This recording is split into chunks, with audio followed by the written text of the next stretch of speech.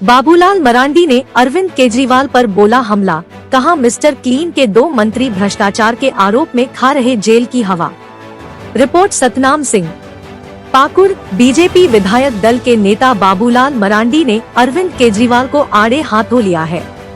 उन्होंने कहा कि आदमी को इतना भी पढ़ा लिखा नहीं होना चाहिए कि भ्रष्टाचार के आरोप में जेल जाना पड़े। उन्होंने कहा कि केजरीवाल भ्रष्टाचार के खिलाफ आंदोलन करके सत्ता में आए हैं, लेकिन उनके 2 मंत्री करप्शन के आरोप में जेल में बंद है। अगर आरोप बेबुनियाद होते तो हाई कोर्ट या सुप्रीम कोर्ट से बेल मिल जाता। बाबूलाल ने उक्त बातें पाकुड़ में पत्रकारों से बात करते हुए कही। गौरतलब है कि 2000 के नोट बंद करने के आरबीआई के फैसले पर केजरीवाल ने पीएम मोदी पर तंज कसते हुए कहा था कि देश के प्रधानमंत्री को पढ़ा लिखा होना चाहिए। इसी का जवाब बाबूलाल मरांडी ने दिया। केजरीवाल ने क्या कहा था? दिल्ली के मुख्यमंत्री अरविंद केजरीवाल ने आरबीआई के 2000 के नोटबंद होने के फैसले पर कटाक्ष किया था, साथ ही प्रधानमंत्री नरेंद्र मोदी की पढ़ाई पर तंज कसा था। उनके बयान पर बाबूलाल मरांडी ने पलटवार किया। उन्होंने कहा आम आदमी पार्टी भ्रष्टाचार के खिलाफ बनी थी, लेकिन आज उनके 2 मंत्री जेल में बंद है। बाबूलाल मरांडी ने दिल्ली के केजरीवाल सरकार को सबसे भ्रष्ट सरकार बताया। यहाँ बाबूलाल मरांडी ने मोदी सरकार के 9 वर्ष की उपलब्धि गिनाई। बाबूलाल ने कहा कि 9 वर्ष की उपलब्धि को लेकर भाजपा जनता के पास जाएगी ताकि आने वाले 2024 में फिर नरेंद्र मोदी के नेतृत्व में सरकार बने और लोक व देश कल्याण हो। बाबूलाल मरांडी ने कहा कि झारखंड में भाजपा की सरकार बनने पर संथाल परगना में एनआरसी लागू की जाएगी ताकि घुसपैठियों की पहचान हो। और महाजनसंपर्क अभियान में ये तय हुआ है कि भाई हमें इन 9 वर्षों की उपलब्धियों को लेकर के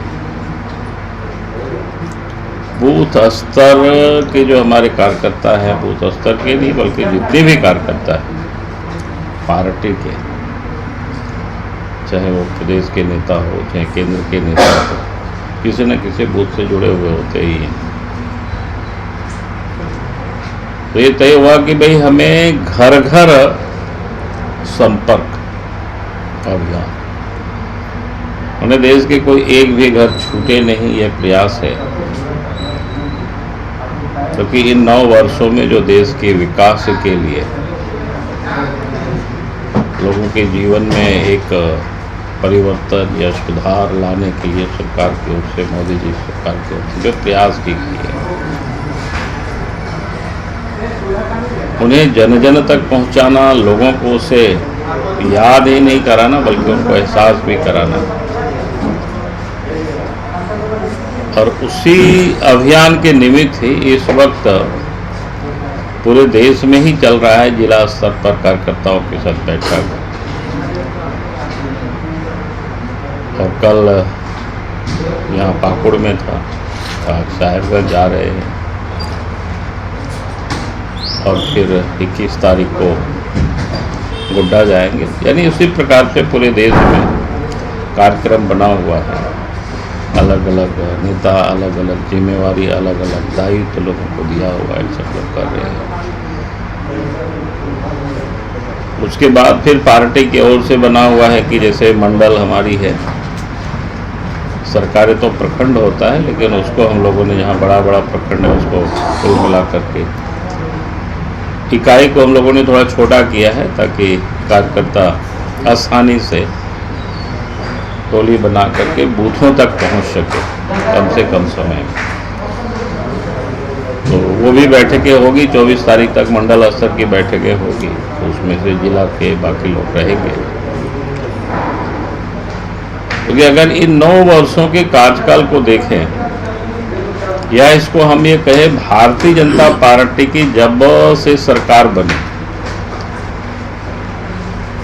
जो भारतीय जनता पार्टी का एक सोच था कि भाई हम अंत्योदय यानी विकास है कि जो अंतिम पायदान पर जो व्यक्ति खड़ा है उनको भी समान अवसर उपलब्ध हो। जो उन्होंने तय किया कि भाई ये देश की हर गांव तक हम बिजली पहुंचाए, जहाँ पर करंट ऐसे पहुँचता है, जहाँ एकदम सुदूर है तो वहाँ क्या कहते हैं उसको आजकल सोलर या जितनी भी उसकी वैकल्पिक व्यवस्था हो सकता है उसको खड़ा करना। तो आज आप देख रहे होंगे कि देश में किस प्रकार से तरक्की प्रगति उस और आगे।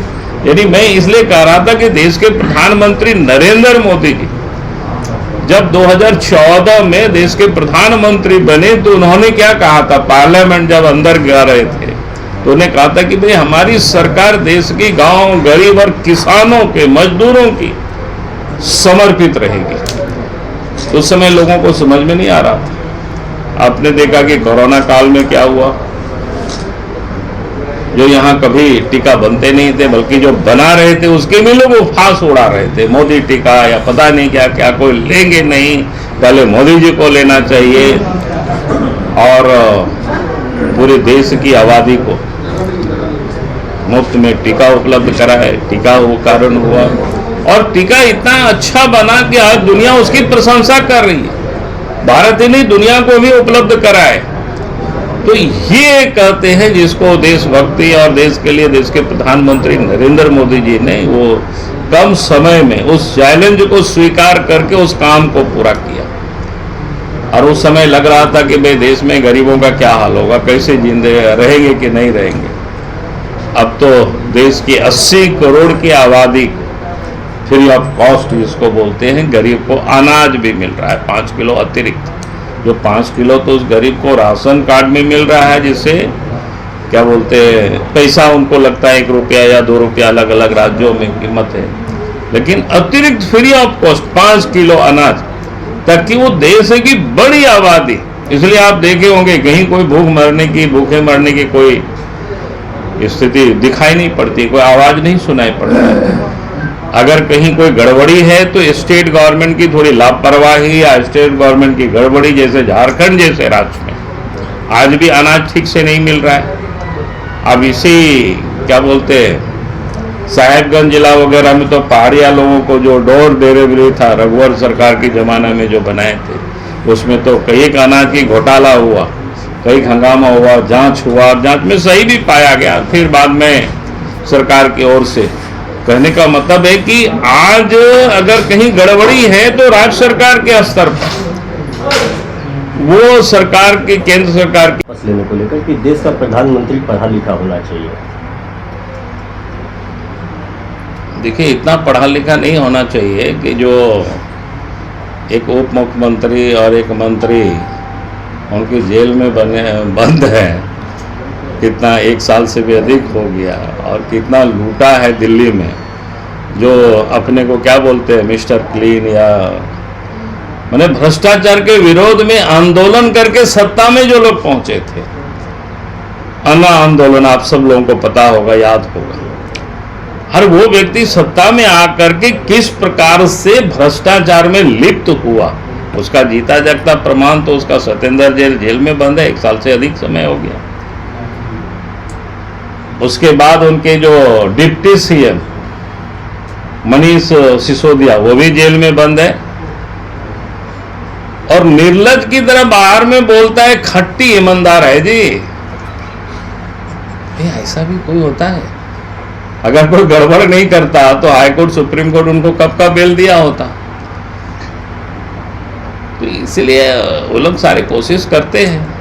सर कोर्ट ने राज्य सरकार से सवाल पूछा, मोदी जी ने, क्या ऐसा नहीं है कि ये जो मोबाइल है कोई बड़े लोगों के लिए, पैसे वालों के लिए, ऐसा नहीं कि आज सब्जी बेचता है या क्या बोलते हैं चरवाहा है, कहीं भेड़ बकरी भी चरा रहा है, उसके जेब में भी आज मोबाइल है, उनके जेब में भी 4G 5G आप सब उपलब्ध हो रहे हैं। यानी किस प्रकार से कनेक्टिविटी इसको इन्होंने सुविधा उपलब्ध करा दी देश की जनता को। अब सस्ते में, पहले कितना महंगा होता था, हम लोग उस समय की याद करते हैं, कड़ी महंगा पड़ता था। अब तो क्या है कि 200 टका में आप महीना दिन बात करते रहिए, जितना बात करना कोई दिक्कत नहीं। पत्नी से बात करिए, साली से बात करिए, दोस्त से बात करिए, होता है कि नहीं होता है बताओ। तो ये जो आज आम लोगों को जिसको कहते हैं कि सुविधाएं उपलब्ध कराना, समान अवसर, इसी को बोलते हैं। पहले सड़क वगैरह क्या स्थिति थी, गांव तक पहुंचने का बहुत ही दिक्कत था। पहले लोगों को लगता था गांव के लोग शायद आना जाना नहीं कर पाएंगे, बहुत ही मुश्किल था। हम लोग क्योंकि गांव से आते हैं, हमें इसको बढ़िया से पता है। लेकिन जैसे ही देश में बीजेपी की सरकार बनी, पहले अटल बिहारी वाजपेयी जी थे प्रधानमंत्री ग्राम सड़क योजना, आज नरेंद्र मोदी जी है। उस काम को आगे ऐसे ही बढ़ाए कि आप तो सड़कों का कहते हैं जल बिछा, मैंने जाल इस प्रकार से बिछा, और आप तो सड़क की भी क्वालिटी, गुणवत्ता, जिसको कह सकते हैं कि आप कितनी स्पीड से आप यहाँ से दुमका जाते होंगे, आप सबको ये सब ध्यान में होगा। तो यही कह रहा था कि किस प्रकार से होगा। पहले गांव के लोगों को बिजली नसीब नहीं थी, देखा नहीं था लोगों ने, तो भाई बिजली क्या होता है। हमें याद है जब झारखंड अलग राज्य बना और हम प्रदेश के मुख्यमंत्री बने, तो एक महुआ डांड एक ब्लॉक है, वहाँ हम गए थे। नौजवानों ने हमें घेरा, कहा कि सर ये तो आज़ादी के बाद से यहाँ गांव में, ये ब्लॉक में बिजली आई नहीं। यहाँ भी बहुत गांव था ऐसी, हमें याद है बुआरी जोड़ वगैरह हम उस समय बिजली पहुँचाए थे। तो ब्लॉक हेडक्वार्टर में, गांव की बात तो दूर की बात है।